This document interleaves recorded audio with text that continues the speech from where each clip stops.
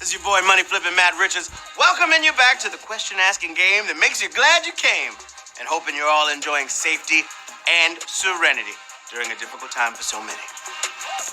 We want to thank everybody who showed up last night for our special Blackout Tuesday broadcast. It meant a lot to us to be able to do it, so we're super glad that y'all liked it. And tonight, I'm happy to be back to the old HQ that you know and love. All right, and you know how that goes. I'm going to be asking you 12 confounding queries, each one a brick on the golden road to your share of the $5,000 prize. $5,000! Woo! Will you find success or make a lousy guess? And as always, we're spotlighting a great charity that's doing some incredible good in the world. Tonight, it's one you may remember us talking about last month, but we're back for round 2, right? I'm talking about none other than the National Diaper Bank Network. 1 in 3 American families has experienced diaper need. The COVID-19 pandemic has brought on financial stress that's made things a lot worse. And sadly, with some areas experiencing looting, some families are not even near a steady source of diapers or baby formula. Low-income children and families are the most affected, and local diaper banks have been hit hard by the need. Donations are essential right now, so HQ is matching tonight's prize money in a $5,000 donation to the National Diaper Bank Network. That's right. Here's a few words from their CEO, Joanne Goldblum. Take it away, Joanne. Talk to the people. Hello, HQties. It's great to be here with you. This has been a really tough time, and at the National Diaper Bank Network, we envision a country where everyone can thrive and plan for a better future, and that people don't have daily struggles to survive. And we know that poverty, inequality, and injustice stand in the way of that vision. And so we're here to say that we are with you, and we are working together, and hope we can continue to work together to fight the good fight and to make the world the place we all want it to be. So thank you, and I hope you all do really well on the quiz tonight. Take care. Thank you so much, Joanne. We at HQ appreciate everything that you're doing out there. Love you so much. All right, y'all ready for a quiz? It's going down. I need y'all to take a deep breath.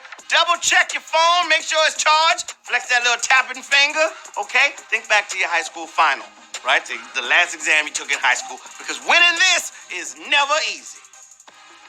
Tonight, we have questions about music, about TV, geography, world cuisine, and more. So if anyone in the house knows about those, go grab them, sit them down, because you only get one chance to get it right. Unless you got extra life, then you can get back in the game. But keep that eye of the tiger, maintain your focus, and here we go. Question number 1. What's been the best-selling laundry detergent in the United States for over 60 years? Tide, Rawhide, or Bonafide? What's it gonna be? I'm talking the best-selling laundry detergent in the United States for over 60 years. Okay, cowboys may be good at cleaning the streets of crime, but not your laundry, okay? The aquatic sound of Tide should have clued you in because it's been a top seller for over 68 years. Tide 75,492 are rolling like the tide, the undulating tide of change. To question number 2. Here we go. Which of these divisions of matter is largest? Atom, molecule, or proton? Talking about the divisions of matter. HQ, doing what it do. All right, God's Lego set includes a slew of different particles, including protons, which get together with neutrons and electrons to make atoms. But the real variety starts when those atoms combine to make the big boys. I'm talking about molecule. Molecule, y'all. 53,916 of you got it right. Molecule. They're the largest out of the 3 options we gave you. Good job. So he's finished? So proud.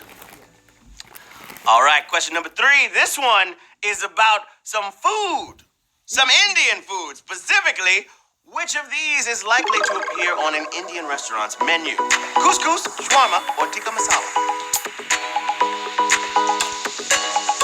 Let me know in the chat if you like when we give you a little heads up before the question. It's beer. Yeah.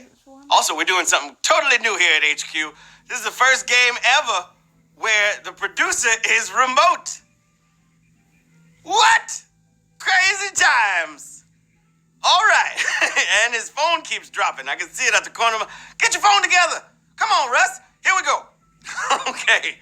Any of these foods sounds pretty good right about now, but couscous is from North Africa, and shawarma, that's Middle Eastern. There's a debate on the origins of tikka masala, but the spices tell you that it's at home in an Indian restaurant. Tikka masala. Sop it up with a little naan bread. I like a little garlic naan, you know what I'm saying, with some basmati rice. All right, 47,639. Got it right. Look out. Up next, we got a math question, y'all. Sharpen your number 2 pencils and break out your math supplies. Question number 4, knocking on your door. Which of these mathematical terms does not describe 28? Perfect, prime, or rational? What's it going to be? Perfect, prime, or rational?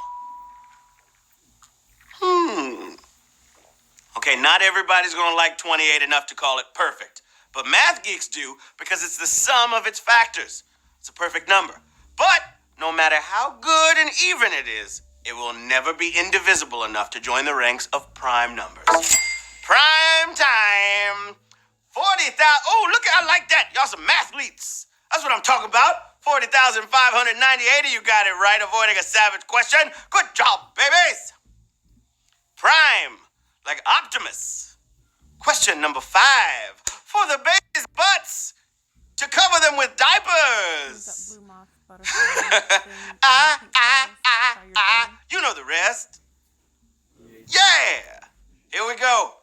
This one, are you ready? Is about classic internet history. Classic internet history, Lynn, this is you. Okay. Well, internet history. Internet history, this is you. Internet's still new to some people. Here we go. Question number 5. The online meme, "How do you do, fellow kids?" comes from a TV appearance by whom? Alec Baldwin, Steve Buscemi, or James Marsden? How do you do, fellow kids? But I wouldn't be. Okay, here we go. We've all seen cringy grown-up attempts to act a lot younger, right? And maybe the joke that summarizes them all was on an episode of 30 Rock featuring, well, take a look at this. How do you do, fellow kids? Yeah, that's Steve Buscemi. 32,930 dirty birdies. Moving on to question number 6. And I hope you like books, because that's what Q6 is all about. Let's go to work, shall we? Question number 6. Which character comes from a Jane Austen novel? Fitzwilliam Darcy, Catherine Earnshaw, or Theodore Lawrence? Who's it going to be?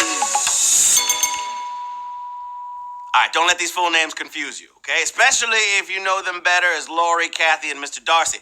Luckily, this one has had a few movies and even a horror parody, so you might have seen Mr. Darcy in several takes on Jane Austen's Pride and Prejudice.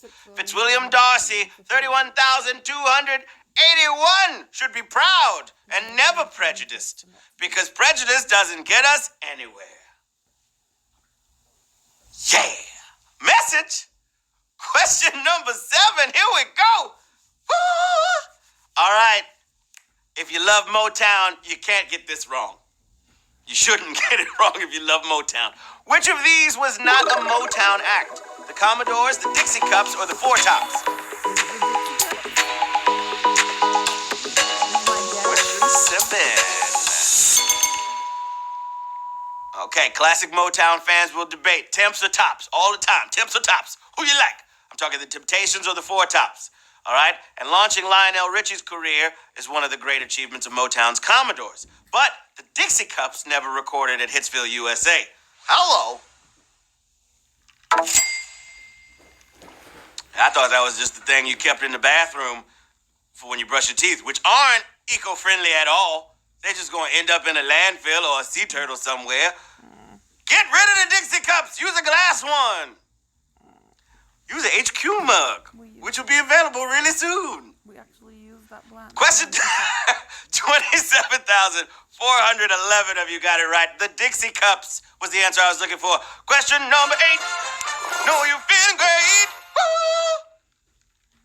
My number. Num num num num. All right. Here we go. What is the only Asian nation that's entirely in the southern hemisphere? Indonesia, East Timor, or Maldives?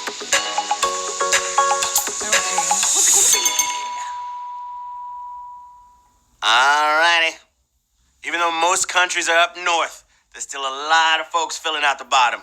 And only one Asian nation stretches across the equator to inhabit both halves of the earth. I'm talking Indonesia. But teensy East Timor keeps it down south. Look at that. It's so teensy. Oh my gosh. That's a savage question. Ooh, savage. Hey, look at that. We got a new savage graphic.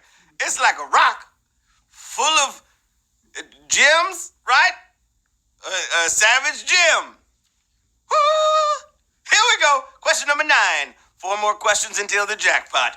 Why was the male star of La La Land once fired from a movie? He weighed too much, he couldn't sing, or he couldn't drive. What's it gonna be? All right, Gosling later admitted that the real reason he was fired from the Lovely Bones was that he arrived for filming 60 pounds overweight and he had a beard. You can't be in a movie and then just show up all chunky and beardy. Come on now, especially not if you don't tell Peter Jackson. Ryan Gosling weighed too much. 10,291 of y'all got that right. He was a little thick with 2 C's. Oh! Question number 10. If you love McDonald's, here it is. Nationwide McDonald's commercials once featured a mascot from what city? Chicago, San Diego, or St. Louis?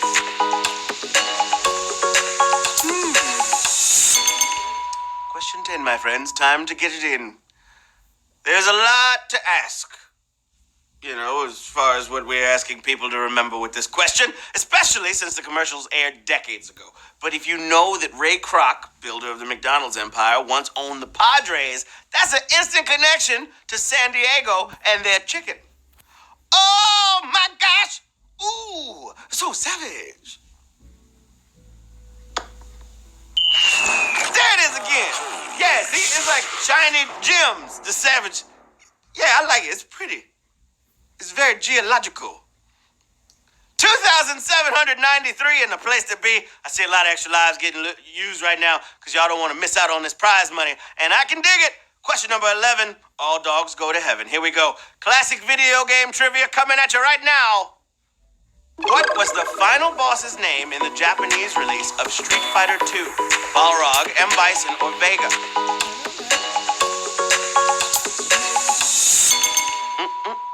What's it gonna be? All right, you're gonna hate us a little bit. But in Japan, the character we call Balrog was a Mike Tyson character, comically named Mike Bison.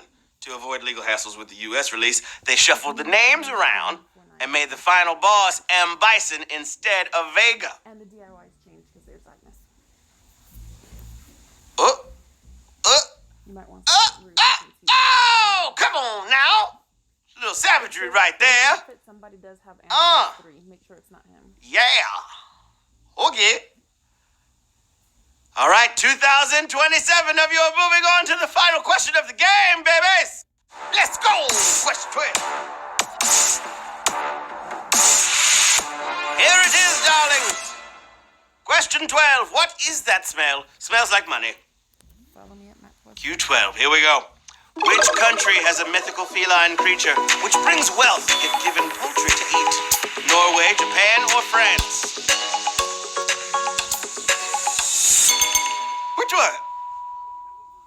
Okay, in some areas of this country, matagoats are generally evil, but some may prove helpful, like the magician cat, said to bring wealth if well fed. And a fresh plump chicken is the preferred lure used by the French. Wow. Ho ho! Oh, sacre bleu! That's a savage question! Ho ho! Baby! Mwah! Mwah! Tasty! A chicken! That wasn't even French after a while. I don't know where I was going with that. I got to work on my French. But congratulations to 294 players. You did it. You knew about the Matacoach, the magic cat over in France. You got to give it a plump chicken. Whoa, that's what I'm talking about. Big money, big money. Yes, Samurai Ian, I guess.